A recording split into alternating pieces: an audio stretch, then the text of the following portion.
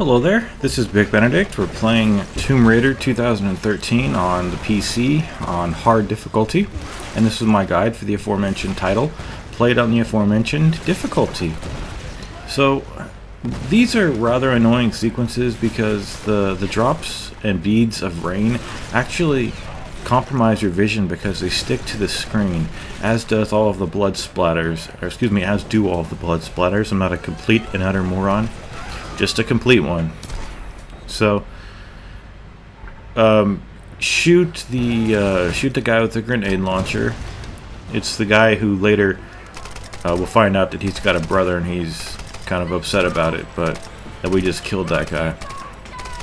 But I mean, at this point, they give you a grenade launcher, and even though it's less serviceable than I might like it to be, just because of the invisible arc that you have to shoot for it to work properly. So when you're using the grenade launcher, you have to aim at an arc over enemies' heads. So it's hard to get used to. It's tricky to learn, certainly. Probably very difficult to master. But I have learned how some of these upgrades work. I currently have just that one upgrade that they're forcing you to have in the first chapter. Something like intensified survival skills or something like that. Something innocuous that I said I would buy it because I had to. But when you go around in this game, these are some heavy hitters. You cannot use the alt fire of the bow to drag them down. That doesn't work anymore because they've got all this body armor.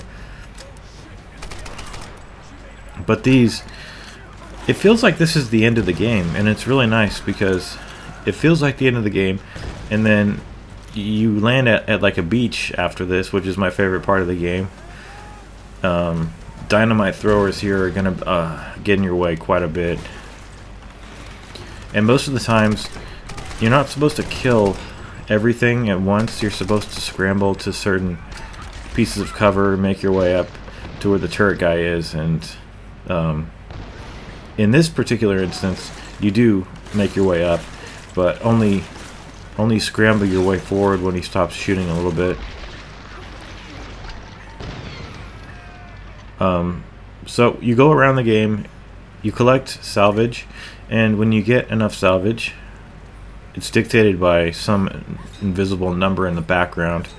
What happens is you get access to stronger and perhaps even more different weapons, like different attributes of a particular gun. You'll be able to buy them. And I thought that just collecting the salvage and then going to the base camps would give it to you, but if I'm not mistaken, you still have to go to the base camp and you have to buy what you're upgrading. So there's no threat that I might accidentally buy or obtain these upgrades that will make my life a little bit easier. And speaking of one such upgrade that does that, there's something called pain tolerance in this game, which, as you could probably imagine what it does, is that you take less damage. And it makes an easy game even easier. And I do not have it. I have just the one upgrade, like I said, that you're forced to upgrade it in the beginning at the first base camp. So pretty tough. This is pretty tough. I think this is like an 8-minute fight, and playing it safe here is the name of the game. It's gotta be, because if you rush these guys, you don't stand a chance of living. And it's not because the game is hard, it's just because if 3 enemies are shooting at you, you're gonna get downed pretty fucking quickly. Sorry to have to swear there, but I don't particularly like this section, and I'm going to withdraw what I said earlier. Maybe I already said it, but it's not a cover-based shooter. Because in a cover-based shooter, you can slide and peer around cover, and in this game, it doesn't work like that. You just kind of crouch behind it like in Army of Two, and you cannot control the camera by sticking yourself to cover. You know how in Gears of War you would be able to stick to cover or glue yourself to cover, and then you would be able to move the right analog stick to rotate the camera and see better perspectives. But It's not the case, and I'm really depressed that I can't be playing Uncharted right now. I'm really depressed, but I'm happy that I got my motherboard today, so I'm just waiting for the CPU and the CPU cooler to put that on there, and I'm expecting some frustrations with it. I'm a first-time builder of a PC, so I'm expecting some frustrations, but my only thing that I'll say about that is I already have like the operating system ready to go. I'll just put it in the new one, so there's none of that involved. Newegg has several tutorials on YouTube, like 4 hours each, and you can watch those and learn how to do it. I did. In fact, I'm gonna watch one of the main segments. I think it's part 2, just to make sure that I completely understand what the guy's talking about. He's a nice, friendly narrator, as I hope you think that I am. But Hazardous Echo, speaking of people who are you fucking kidding? What do I do, Has he likes playthroughs, so we're gonna leave in that death. And I wanted to point that out too, so it's a little bit out of laziness, you guys, that I'm leaving that death in. It usually doesn't happen, but I also wanted to prove a point. Like, when you watch my gameplay, you think that I can do no wrong sometimes. I know you do. It's inevitable, because you're seeing all of these reels of footage where it's not perfect by any means, because if it was perfect I wouldn't be getting hit, and I would be getting headshots a lot more often, if not every time. But even so, what's perfect, you know? But there's a dude called Hazardous Echo. A couple of people really like the psychotic take care that I try to scare you guys with at the end of these videos, because you never know when it's coming. However, I suppose it would be ruined if you scan the comments to see if people are talking about it before you watch the video. So try to resist doing that, because it will spoil the surprise. You never know when it's coming. And I'm going to be doing a lot more of those, because this is October. This is how Halloween's a-coming. And it's time to get scared, motherfucker. So start shitting in your pants, bitch. I always listen back to my recordings too, and I just have to laugh too when I do that fucking psycho voice. And most of the time what happens is spittle ends up on the wind guard of the microphone, so I have to kind of wipe it off, you know.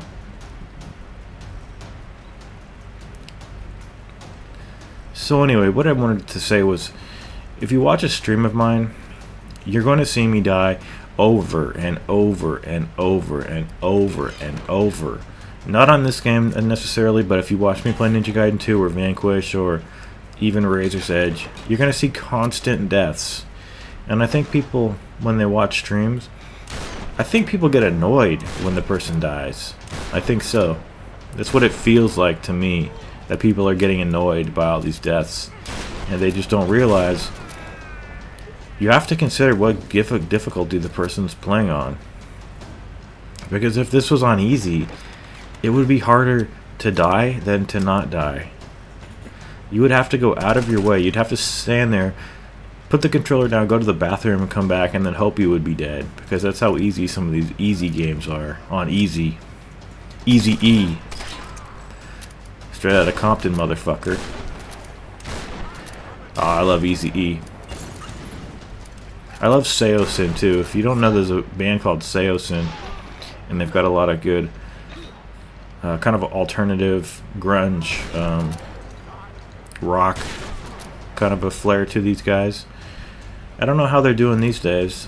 I used to listen to Lil Wayne, sorry about that, but I still like the good old opera, you know, of a Saturday night and no other time of the week.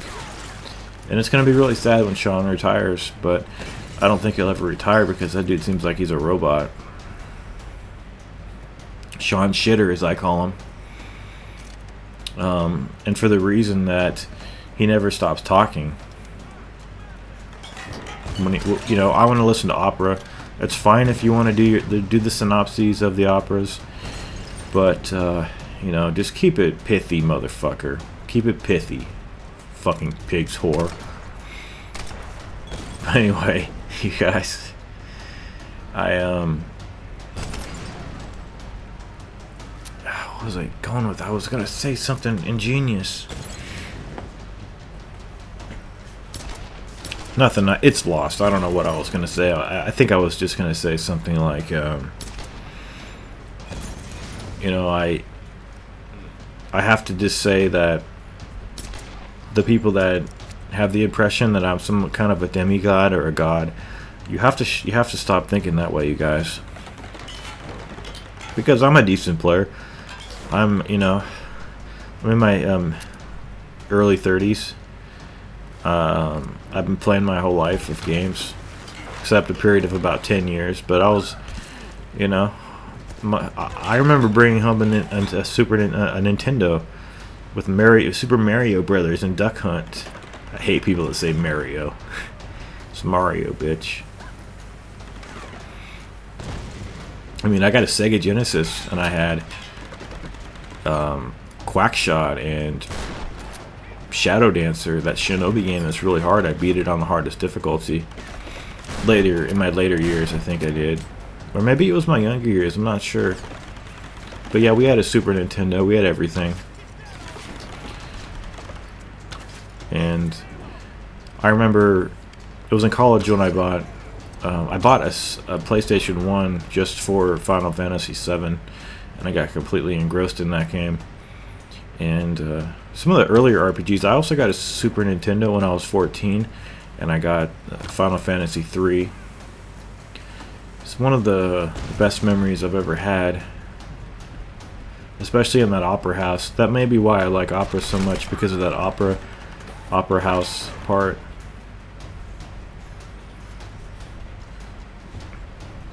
You know, we have to go back to making games, and I think we're on the road to doing that. Because the gaming industry has really taken a downfall, and there is the possibility that you can just head downstream and land in the gully or the gutter, or there's the possibility that you can rise up, go upstream, start soaring. And I think the latter is the direction that the gaming industry is tending to go right now, because they don't want to be broke. And it's still a little bit of a shame that Arkham Knight is not released yet, isn't it? I think it's going to be released later this month, and I don't think I'm going to pick it up, even if it's at 60 frames. However, I do intend to bring some Halloween projects to the channel. We're past the halfway mark of October. Oh, this part, I'm going to really need to tell you guys how to do this. If you press BB, she does a really nice little scramble and then a roll. But if you're trying to do this no damage, you might want to stop playing this game, because of sequences like this, where to get no damage, it would be a matter of really good fortune. So anyway, I head up here, then I drop down about halfway, because these assholes are going to land right over there.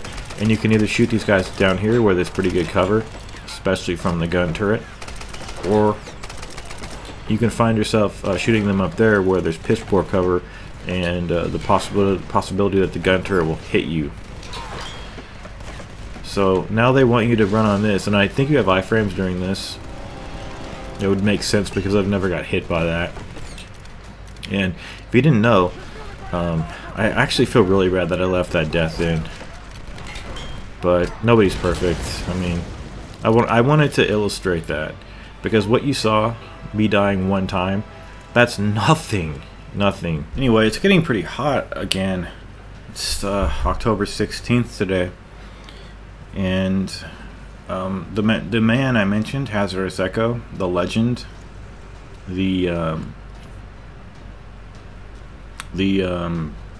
what should I, Hazardous Echo Esquire that I mentioned, He thought it was kind of funny that I had stripped off of my shirt in that video. I'm telling you, boy, I'm just about ready to do it too, and he was just kind of thankful that it was just the shirt that came off rather than, you know, the pants like last time. But I didn't say I was wearing pants when I took that shirt off. I didn't say I was wearing pants, man. I just want to kind of just rip out of my shirt like Hulk Hogan, man. Or not Hulk Hogan, but the Hulk, Incredible Hulk. But we're gonna be ready to do some mild platforming coming up, and then the next chapter is pure stealth. Because if you don't do stealth, feral hounds beset upon you, wolves, and standard shitbagging thugs as well. So don't worry, I'm all clothed. I don't see how it matters when the narrator is you know, you can't see his face or his body, it's invisible. You know, if I had a webcam that would be different and nobody would want that, but I just don't see how it matters. But the guy must be just joking or something, and if he's not, that's fine. Maybe he would rather have a clothed Big Benedict than someone sans shirt or sans pants. But I do wear underwear. I mean, I do. Boxer shorts, because those are more comfortable.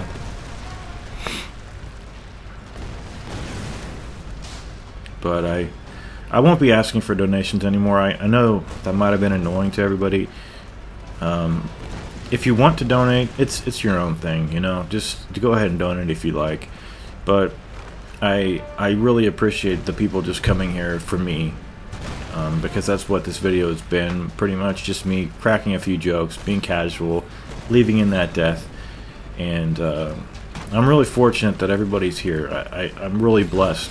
Seriously, I'm blessed that you guys are here, that you like me, that you enjoy my content, that you respect my work ethic, and everything like that.